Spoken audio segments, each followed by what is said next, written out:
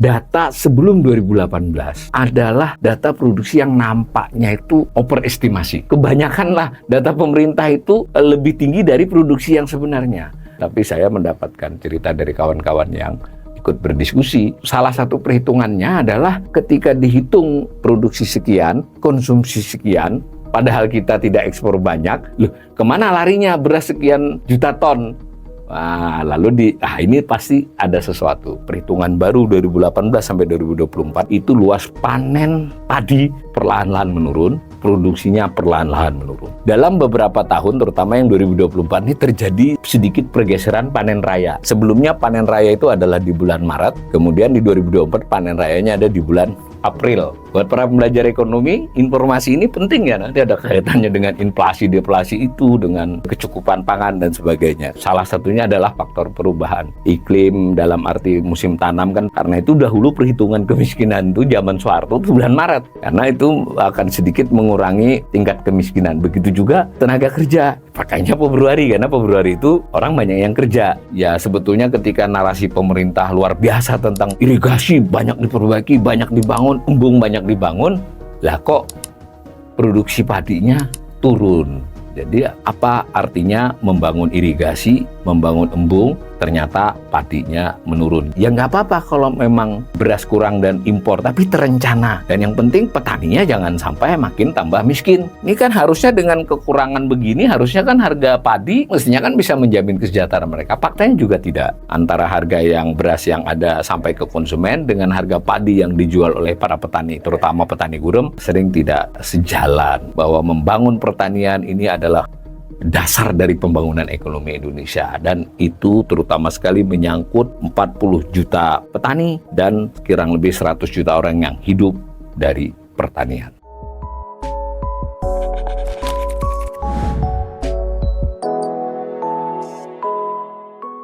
Dua hari yang lalu, pada tanggal 15 Oktober, Badan Pusat Statistik BPS itu mengumumkan tentang produksi padi di Indonesia untuk tahun 2024. Nah, 2024 sendiri kan masih tersisa 3 bulan dari data yang disajikan. Angka produksi 2024 itu bersifat sementara. Nanti di bulan Maret, 1 Maret biasanya, awal Maret lah, itu BPS akan kembali merilis produksi padi dalam bentuk angka tetap. Rilis dari BPS tersebut terdiri dari beberapa halaman, sekitar 12-13 halaman, itu dilakukan ya setiap 3 bulan biasanya. Nah, ini gambar rilisnya, ada dokumen yang namanya Berita Resmi Statistik bagi pembelajar ekonomi untuk kita mengingat kembali bahwa BPS itu memang secara rutin menyampaikan rilis tentang berbagai hal, sebagian data-data pokok, informasi pokok tentang ekonomi Indonesia, ataupun tentang hal-hal yang biasa dihitung oleh BPS, itu dalam bentuk berita resmi statistik ya, semacam majalah ya gitu. Untuk kali ini adalah tentang luas panen dan produksi padi di Indonesia. Jadi gambarnya seperti ini, ada nomor berita resmi statistiknya. Jadi bagi kita para pembelajar ekonomi penting itu ya, memperhatikan tanggal, nomor, supaya nanti ketika kita menyusun data-data untuk dianalisis, kita punya sumber data yang valid dan bisa dipertanggungjawabkan. Kemudian dalam jumpa persnya biasanya Kepala BPS atau yang mewakili itu menyampaikan juga bahan paparan. Umumnya BPS sekali rilis itu tidak hanya 1 berita resmi statistik, bisa 2, bisa 3, bisa 4. Nah, di dalam bahan paparan itu seluruh BRS-nya ya, singkatan dari berita resmi itu BRS. Nah, di dalam salah satu tayangan jumpa pers itu ada grafik ini. Itu halaman depan dari dokumen lampirannya, ini ringkasan di salah satu slide, disebutkan nih total luas panen 2024 10,05 juta hektar, mengalami penurunan dari tahun sebelumnya, dari 2023 yang 10,21 juta hektar, berarti turun 0,17 juta hektar. Tapi saya ingin ingatkan sekali lagi, angka 2024 ini bersifat sementara. Yang 9 bulan itu sudah tetap, yang 3 bulan itu adalah perakiraan BPS. Tapi dari pengalaman yang sudah, perakiraan BPS untuk kasus produksi dan luas panen padi ini relatif cukup presisi ya. Jadi ini luasnya 10,05 juta hektar. Nah, ada rincian, karena dibagi 4 subron ya. Kalau di dalam data lain kan kita menyebutnya triwulan, tapi ini ada istilahnya sapron 1, sapron 2, sapron 3, nanti ada sapron 4. Ini dari sisi luas panen ya. Nah, yang ini dari sisi produksinya. Produksinya BPS menyebut angka sementaranya 52,66 juta ton gabah kering giling. Nah, ini penting di ini ya, ada GKG ini, gabah kering giling. Ini juga turun dibandingkan tahun sebelumnya yang 53,98. Kira-kira isi dari rilis itu adalah itu yang pokok. Kita sebagai pembelajar ekonomi lalu jangan puas dengan paparan. Kita baca dokumennya yang beberapa belas halaman tadi. Nah, ringkasan dari dokumen itu disebutkan, ya tadi saya ulangi ya, dinyatakan oleh BPS bahwa diperkirakan luas panen itu 10,05 juta hektar, menurun 167.000 hektar. Kemudian dari luas panen yang seperti itu ada perhitungan realisasi panen. Nah, lalu diperkirakan produksi padi, perakiraan yang dilakukan pada bulan Oktober ini relatif presisi. Jadi nggak akan jauh dari 52,66. Nanti kita jelaskan bagaimana BPS secara umum menghitungnya.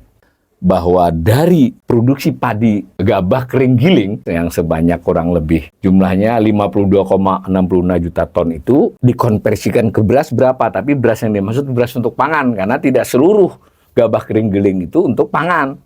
Nanti ada yang tercecer ya, tercecer itu artinya kan ada penyusutan tuh pada waktu dia diolah, hilang. Ada juga yang untuk pakan ternak, ada juga sebagian yang untuk industri. Ya kan sekarang kita sudah banyak kan mengetahui bahwa beberapa bahan industri itu dari beras ya. Sedangkan beras yang dimaksud dari data BPS itu nanti adalah beras yang siap untuk dikonsumsi langsung oleh masyarakat. Jadi ada metode menghitung dari 52,66 juta ton itu jadi berasnya berapa. Nah, kita bisa membandingkan juga dari tahun ke tahun. Tapi diinformasikan untuk tahun 2024 ini jumlah produksi berasnya pun turun. Sebagai pembelajar ekonomi, kita perlu membuat rentang data yang cukup panjang agar kita bisa memahami apa kira-kira yang terjadi. Cuma di sini ada persoalan yang harus kita dalami ya, bahwa pemerintah sejak tahun 2018 itu melakukan perubahan metode penghitungan. Jadi data produksi dari 2018 sampai 2024 tidak bisa disambung begitu saja dengan data yang tersedia. Di situ saya taruh 1993. Tidak terlalu sulit ya kalau kita mencari data dari produksi dari 1970 pun tersedia. Tentu dengan cara kita input satu-satu, ya itulah kelemahan data di Indonesia, kadang-kadang tidak tersedia user friendly ya, tidak tersedia dengan mudah. Jadi kita harus mengolahnya atau tepatnya mengambil, memverifikasi lalu memasukkannya dalam basis data kita agar bisa menjadi grafik. Nah, saya masukkan begini. Nah, itu yang biru itu adalah ketika jumlah produksi padi itu dihitung dengan metode lama. Nah, pada tahun 2017-an, 16-17, itu diskusi di internal pemerintah maupun di para pakar itu berkembang. Cukup serius mendiskusikan itu adalah TNP2K, Tim Nasional Penanggulangan Kemiskinan. Nah, tentu bersama-sama dengan BPS, diakui ternyata menurut mereka, data sebelum 2018 sampai 2018 malah adalah data produksi yang nampaknya itu overestimasi. Perestimasi itu kebanyakan lah data pemerintah itu lebih tinggi dari produksi yang sebenarnya. Sebetulnya asal-usulnya itu relatif, saya mendengar cerita ya, tidak ditulisnya itu sih tidak. Di laporan-laporan itu ya ada perubahan metode, tapi saya mendapatkan cerita dari kawan-kawan yang ikut berdiskusi. Itu salah satu perhitungannya adalah ketika dihitung produksi sekian, konsumsi sekian, padahal kita tidak ekspor banyak, loh kemana larinya beras sekian juta ton? Nah, lalu ini pasti ada sesuatu. Pemerintah untuk kasus ini menurut saya puji ya, pemerintah di tahun 2017-18 itu cukup serius menangani masalah ini. Lead-nya TNP2K, tapi BPS berperan sangat penting. Dan itu melibatkan banyak pihak. Ada BPPT, jadi belum BRIN ya waktu itu ya. Ada LAPAN, ada BIG, jadi lalu tentu ATR BPN ya. Sudah mulai menggunakan mencampur antara pendekatan satelit gitu, pendekatan foto-foto satelit. Lalu kalau dari si ATR BPN kan berarti benar-benar ada data yang mereka miliki tentang penggunaan lahan-lahan kan, ada sertifikatnya. Nah, di sisi lain ada Badan Informasi dan Geospasial. Jadi ditambah dengan Android, jadi ini menarik ya. Jadi teknologi Android biasa, jadi ada petugas yang memang melakukan foto memakai HP itu. Jadi ada saling verifikasi. Nah, keseluruhannya dibuat akhirnya ditemukan metode yang secara penjelasan begini sederhana, tapi tentu memerlukan kerjasama antar instansi dan diperoleh SOP cara menghitungnya, dan itu berlaku sampai sekarang, disebut dengan metode kerangka sampel area. Kerangka sampel area itu ada berbentuk bujur sangkar 9 hektar, 300 meter kali 300 meter, lalu berarti sampelnya sekitar 25.574 sampel. Ini untuk menjelaskan kepada kawan-kawan yang metode baru ini masih mungkin tidak sepenuhnya presisi, tapi jauh lebih presisi dari sebelumnya. Ya, nanti terkonfirmasi dari ketika dihitung konsumsi berapa, ya impor berapa, itu nanti ini angkanya relatif dibandingkan angka sebelumnya yang ketinggian. Itu dilakukan, juga prosedurnya tidak sekedar pada saat panen. Jadi ada gambar-gambar monitoring dari satelit maupun dari tadi foto-foto petugas tadi, untuk melihatnya daripada sejak masa persiapan lahan, fase vegetatif, fase vegetatif akhir, fase generatif, fase panen. Jadi terus termasuk menggambarkan yang gagal. Jadi ini ya bolehlah saya sebagai pembelajar ekonomi ingin mengatakan metode ini relatif bisa dipertanggungjawabkan dibandingkan metode sebelumnya. Nah, maka kita kembali ke gambar. Pada tahun yang sama, tahun 2018, memakai metode lama, produksinya itu 83 juta hektar ya. Ketika pakai metode baru hanya 59,2. Berarti selisihnya kan 24 juta ton loh. Jadi nggak main-main selisihnya. Analisis ilmiahnya ini bisa dibuat back forecast ya. Jadi ada turun ke bawah supaya ada kesamaan, tapi tentu tidak presisi. Sehingga memang selisihnya di antara 15 sampai 20-an juta ton setahunnya. Nah, selanjutnya selalu pakai data ini. Apa yang kita temukan dari data ini? Dengan metode perhitungan baru, sejak tahun 2018 datanya, itu terjadi penurunan produksi padi di Indonesia. Jadi 2018 itu 59, sekarang yang baru diumumkan 52,66. Meskipun memang yang 2018 ini terindikasi mungkin juga ketinggian sedikit, tapi tetap gambarnya turun. Kalau kita pecah antara luas panen dengan produksi, ini produksi, itu trennya dengan metode yang sudah sama, metode baru, luas panen juga turun. Jadi tentu terhubung ya. Jadi cukup mengkonfirmasi akibat kecenderungan turunnya luas panen, ya produksinya juga cenderung turun. Nah, di balik ini tentu ada istilah produktivitas ya. Kalau kita lihat data produktivitas, memang Indonesia itu produksi padi tentu berbeda-beda antar daerah. Secara rata-rata nasional di kisaran 5,4 ya juta ton. Itu ya tidak termasuknya rendah kalau di dunia, tapi juga bukan yang tinggi. Bahkan di beberapa daerah kita ada yang lebih dari 6-7, tapi ada yang masih 4. Maka kaitannya erat banget dengan luas panen dengan produksi padi. Trennya tren turun. Jadi ini kesimpulan pertama yang penting sekali kita pegang, bahwa selama data perhitungan baru 2018 sampai 2024, berarti ada berapa ini? 7 tahun, itu luas panen padi perlahan-lahan menurun, produksinya perlahan-lahan menurun. Nah, di balik ini tentu kita bisa menganalisis alih fungsi lahan dan sebagainya. Tapi ini datanya begitu dulu. Ya, sekali lagi saya memberikan penilaian bahwa untuk metode perhitungan padi saat ini, produksi padi itu relatif sangat baik, bahkan bukan saya bilang baik untuk BPS. Nah, ini makalah saya ngutip dari sebuah makalah CPS ketika awal-awal diskusinya dulu. Nah, ini yang tadi jika pakai metode lama, ini yang metode barunya diperkirakan ini. Tapi nanti ternyata setelah dihitung betulan berbeda sedikit dari ini, tapi relatif ini. Sehingga ada hitungan-hitungan begitu. Nah, jadi lompat turun ya 2018. Kalau ini data yang benar-benar metode lama, ini untuk menegaskan saja bahwa proses perhitungan ke metode baru itu melalui setahun lebih itu diskusi berbagai pihak dan dibiayai cukup besar tuh oleh negara. Kembali ke hasil yang terkini 7 tahun yang kita olah dari beberapa publikasi BPS bahwa terjadi penurunan. Nah, ini saya potongkan juga dari beberapa publikasi BPS, jadi tidak dari satu publikasi ya. Luas panen bulanan ini 2022, 23, 24 ya, berarti 24 yang ini, kemudian yang hijau ini adalah 2023, ini adalah 2022. Luas panen bulanan. Yang sana ada 2020, 2021, ada 4 bulan 2022 itu nggak usah dipakai, yang dipakai sudah ini. Lalu itu ada 2018 dan 19 metode ini. Apa yang sepintas kita bisa lihat? Dalam beberapa tahun, terutama yang 2024 ini terjadi sedikit pergeseran panen raya. Sebelumnya panen raya itu adalah di bulan Maret, kemudian di 2024 panen rayanya ada di bulan April. Buat para pembelajar ekonomi, informasi ini penting ya, nanti ada kaitannya dengan inflasi, deflasi itu, dengan kecukupan pangan dan sebagainya. Karena kecukupan pangan itu kan gak hanya total produksi, tapi produksi tiap bulan itu juga sangat menentukan. Hanya saja kita tidak tahu apakah untuk seterusnya panen raya ya, panen yang paling besar itu tetap di bulan April. Karena dulu pernah nih 2019-2020 itu juga April. Kemudian balik lagi ke Maret, sekarang ke April lagi. Apakah ini karena ada faktor, bukan apakah ya, salah satunya adalah faktor perubahan iklim dalam arti musim tanam kan petani lebih tahu itu. Rata-rata dulu hanya bulan Februari dan Maret, kalau datanya kita tarik ke data-data yang lampau, itu panen raya itu memang di bulan, kebanyakan bulan Maret, ada yang di akhir Februari dahulu. Karena itu dahulu perhitungan kemiskinan itu zaman Soeharto itu bulan Maret. Karena itu akan sedikit mengurangi tingkat kemiskinan. Begitu juga tenaga kerja. Pakainya Februari, karena Februari itu orang banyak yang kerja. Tapi dengan pergeseran-pergeseran itu tidak signifikan lagi itu. Tidak lagi kenapa milih bulan Maret, kenapa milih bulan Februari untuk Sakernas selain Agustus, kenapa bulan Maret dan September untuk kemiskinan. Sekarang malah tinggal bulan Maret saja kemiskinan. Saya kira ini juga buat belajar ekonomi, kita harus tetap perhatikan ya, data itu diambil bulan apa, bulan itu umumnya apa. Salah satunya adalah soal panen ini. Nah, kemudian ini produksinya sama otomatis. Produksinya juga panen rayanya bergeser ke bulan April di 2024 ini.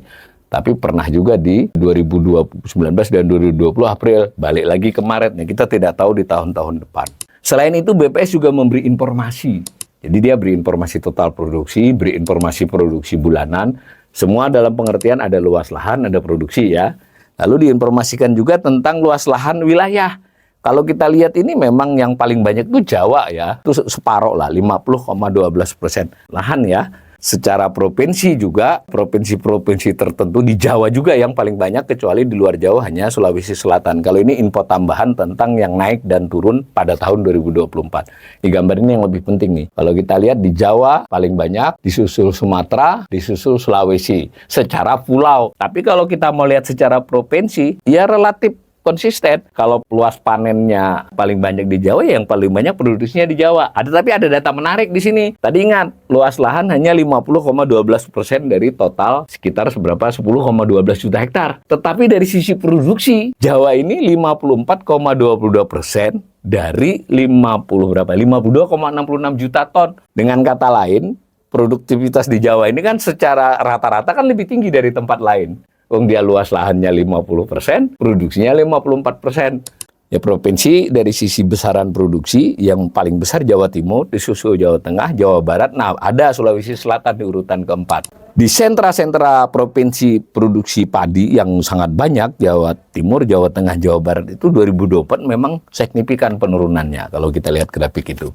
Di Sulawesi turun, lebih tipis turunnya. Nah, yang lain tidak semuanya menurun. Ada yang produksi kecil-kecil justru meningkat. Tapi secara umum, fokus perhatian adalah 4 provinsi ini. Kalau 4 provinsi ditambahkan ya separoh ya dari produksi. Jawa tadi mesti ketambahan, ada Banten, ada DIY meskipun lebih sedikit. Nah, Banten juga besar kan, cukup besar. Kurang lebih begitu ya, kita sudah melihat gambaran total luas lahan panen, total produksi se-Indonesia, lalu rata-rata luas panen bulanan, produksi bulanan, distribusi antar pulau, lalu kita juga sedikit punya gambaran provinsi. Berikutnya ada informasi dari BPS tentang konversi menjadi beras untuk pangan dari gabah tadi. Gabah kering panen dulu, nah, dikonversikan menjadi gabah kering gilingnya, ada metodenya ya. Nah, ada gabah kering giling ini menuju ke gabah kering giling untuk diolah menjadi pangan itu hanya mencapai 93,18 karena ada yang susut tercecer, ada yang pakan ternak, ada yang bahan industri, ada yang untuk bibit. Jadi 93,18% dari gabah kering giling yang tadi 52,66 juta ton tadi diolah lalu terkonversi menjadi beras. Beras pun tidak langsung siap untuk dipangan penduduk karena ada yang untuk pakan ternak dan ada yang untuk bahan industri. 96,67 dari ini ya, berarti kalau dikaitkan dengan gabah kering giling berarti sekitar 91-92 ya. Ini dipertanggungjawabkan. Jadi ada keputusan-keputusan lembaga, ada perhitungannya, lalu nanti masuk ke neraca bahan makanan dari Badan Ketahanan Pangan, Badan Pangan Nasional maupun Kementan. Itu cara ngitungnya, lalu dapatlah angka produksi beras. Secara umum juga produksi beras mengalami penurunan. Terakhir 30,34 juta ton. Nah, ini kita punya informasi di 2023 ini berapa? Sekitar 31 lebih sedikit. Di tahun 2023 saja konsumsi itu sudah mencapai 33 juta ton konsumsi. Nah, sekarang kita nggak tahu di 2024 ini kemungkinan besar konsumsi di 33,5 atau 34 juta. Jadi kurang kan? Nah, dari sisi ini ya. Nah, dahulu menarik yang data overestimasi dulu kan harusnya lebih, tapi kok masih impor. Kalau ini jadi masuk akal impor. Saya tidak ingin menyetujui impor ya, maksudnya logika importir itu antara lain ini. Di samping tadi data bulanan. Nah, maka beras pun mengalami produksi bulanan. Perdebatan tentang kita impor beras itu selain total produksinya kan juga menyangkut dengan ketersediaan dari bulan ke bulan. Meskipun debat tentang hal ini tidak cukup berhenti dari total produksi selisih dengan konsumsi ya, karena menarik untuk melihat bulan-bulan impor sebenarnya. Sayang BPS tidak menyajikan, karena ini khusus produksi beras ya. Maka kesimpulannya, berita resmi statistik tentang luas panen padi dan produksi padi tahun 2024 dalam bentuk angka sementara, karena masih menunggu 3 bulan. Luas panen padi cenderung menurun sejak 2018 dan 2024 ini adalah yang terendah. Produksi padi juga demikian, cenderung menurun sejak 2018. Saya disebut cenderung menurun itu karena ada naiknya sedikit ya. Ini beras nih contohnya nih. Pernah naik sedikit tapi turun lagi. Terendah juga pada 2024 selama 7 tahun. Produksi beras untuk pangan cenderung turun sejak 2018, terendah pada 2024. Maka saya, Awali Rizky, pembelajar ekonomi, kanal YouTube ini memperkirakan kelihatannya di tahun-tahun mendatang ini 1-2 tahun ke depan produksi akan menurun. Paling beruntung stagnan.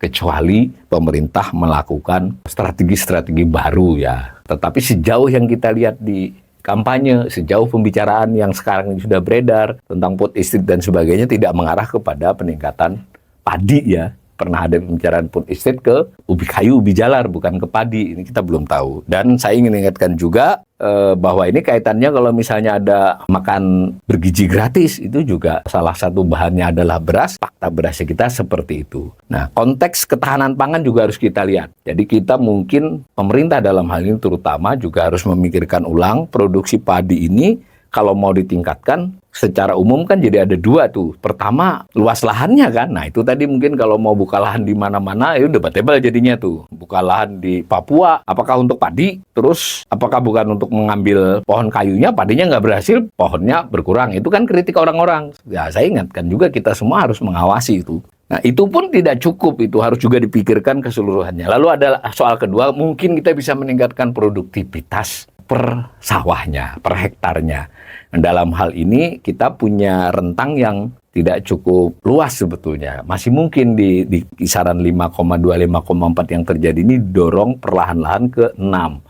Maka harus diidentifikasi, karena di banyak daerah itu susah ditingkatkan karena menyangkut soal irigasinya, menyangkut kebiasaan bercocok tanamnya, bibitnya, dan sebagainya. Kalau boleh saya menambahkan, ya sebetulnya ketika narasi pemerintah luar biasa tentang irigasi banyak diperbaiki, banyak dibangun, embung banyak dibangun, lah kok produksi padinya turun. Jadi apa artinya membangun irigasi, membangun embung, yang dinarasikan, diceritakan loh, itu ternyata padinya menurun. Jadi maka saya menganggap kita harus melihatnya secara menyeluruh. Bahkan mungkin pemerintah harus berpikir, ya nggak apa-apa kalau memang beras kurang dan impor, tapi terencana.